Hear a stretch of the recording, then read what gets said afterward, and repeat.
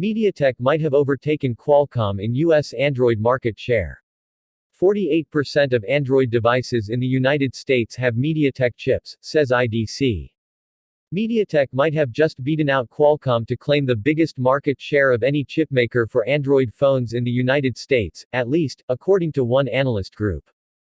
According to IDC's quarterly mobile phone sales tracker, as of Q4 2021, MediaTek chips account for 48.1% of all Android phones in the United States, compared to 43.9% for Qualcomm, as spotted by PCMag.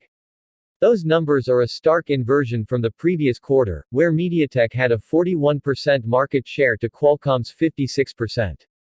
IDC's report notes that MediaTek's surge was driven largely by sales of the Galaxy A12, Galaxy A32, and G Pure, which made up 51% of MediaTek devices sold in Q4 and 24% of the entire Android market in the US.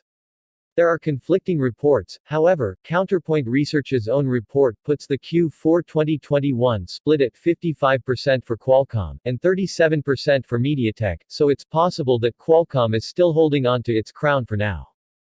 MediaTek isn't as much of a household name for smartphone processors as Qualcomm, which has long been the dominant force for Android phones in the US, especially for high-end flagships. But the company has been steadily building out its presence in the US in low and mid-range devices, including the LG Velvet or the Moto G Pure. The trick for MediaTek is convincing manufacturers and customers alike that its more premium chips, like its flagship Dimensity 9000, which the company says is more powerful than Qualcomm's Snapdragon 888, are worth trying out as it continues to try to break into the high-end Android device market.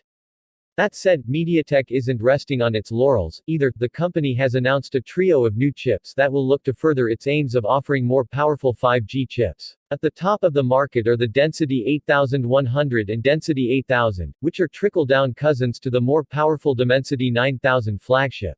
While both of those chips be built on TSMC's 5nm node, instead of the 4nm process used by the Density 9000, and use less powerful CPU and GPU cores, they'll offer some of the AI and 5G features debuted on the higher-end platform.